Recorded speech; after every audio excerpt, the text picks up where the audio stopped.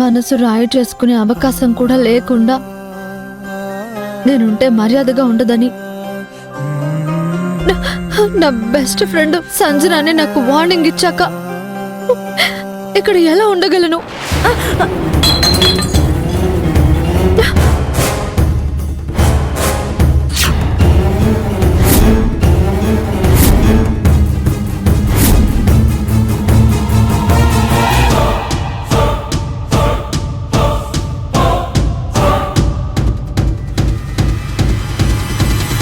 పొరపాటున చేయి జారింది పవిత్రమ్మ. నువ్వేంటి మహేశ్వరి ఇక్కడున్నావు? కళ్యాణ మండపానికి వెళ్ళలేదా? లేదమ్మా, మీ ఆరోగ్యం బాగాలేదట కదా. నన్నిక్కడే ఉండి మిమ్మల్ని జాగ్రత్తగా చూసుకొని మీతో పాటే కళ్యాణ మండపానికి రమ్మని చెప్పారు ఆదిబాబు. అందుకనే నేను ఆగిపోయాను. మీకిప్పుడు బానే ఉందా అమ్మా? మనం బయలుదేరదామా? బ్యాగులు కూడా సర్దారు కదా? ఓహో, అదా.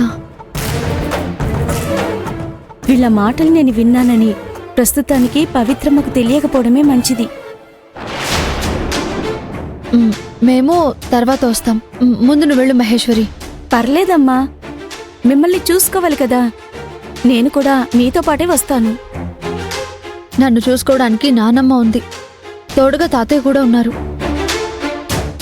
అక్కడ పనులుంటాయి కదా, నీ అవసరం ఉంటుంది. వెళ్ళు.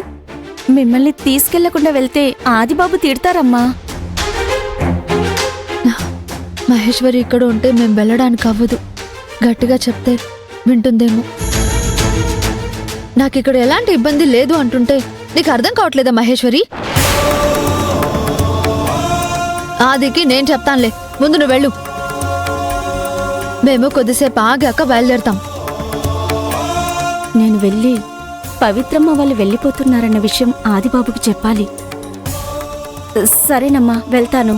వెళ్ళు. సరేనమ్మా.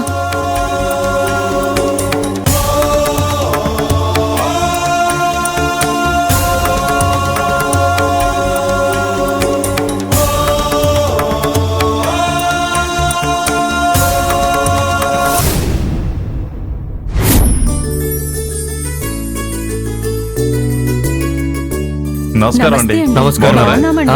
చాలా బాగా ఏర్పాట్లు చేశారండి. నమస్తే సార్. రండమ్మా.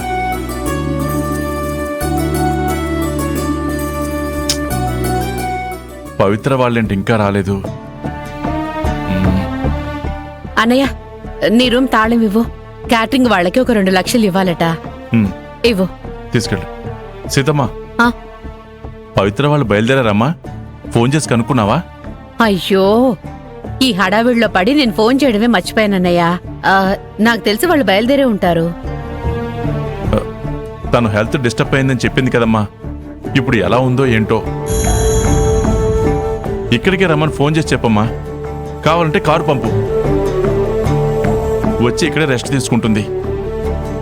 మనందరం ఇక్కడే ఉన్నాం కదా, అవసరమైతే హాస్పిటల్ కూడా తీసుకెళ్దాం. అన్నయ్య, పవిత్రకి తోడుగా పెద్దవాళ్ళిద్దరూ ఉన్నారు. మహేశ్వరి కూడా అక్కడే ఉంది. నువ్వెందుకు టెన్షన్ పెట్టుకుంటున్నావు? అయినా నేను ఒకసారి ఫోన్ చేసి అడుగుతానులే. సరే అమ్మా, అలాగే. నమస్కారం. నమస్కారం చక్రవర్తి గారు. నమస్కారం అండి. ఎలా ఉన్నారు? బాగున్నామండి. నన్ను ఆశీర్వదించండి అంకుల్. చల్లగా ఉండు బాబు. పదండి. పదమ్మా. నమస్తే. నమస్కారం. రండి. పవిత్ర అయితే ఇక్కడ రానట్టే కదా డాడీ? రాదని నేను అనుకుంటున్నానమ్మా. ఏమండి, కాఫీ తీసుకోండి. నమస్కారం రాజశేఖర్ గారు. రాసివయ్యా. ఇష్టపడిన వాడితో రేపు పెళ్లి. అదృష్టవంతురాలివి తల్లి. మీకు కూడా కాఫీ తీసుకొస్తానుండండి. ఉండండి, నేను కూడా వస్తాను. పదమ్మా. రండి, కూర్చోండి.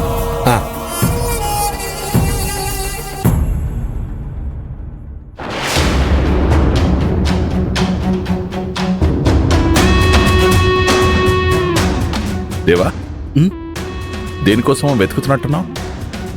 నాకు కాబోయే భార్య కోసం.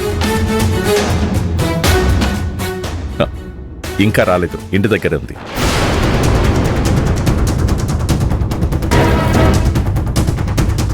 యా యా యా సరే, మీరైతే తొందరగా వచ్చేసేయండి. వీడిని అడిగితే పవిత్ర ఎప్పుడు వస్తుందో క్లారిటీ వస్తుంది. అది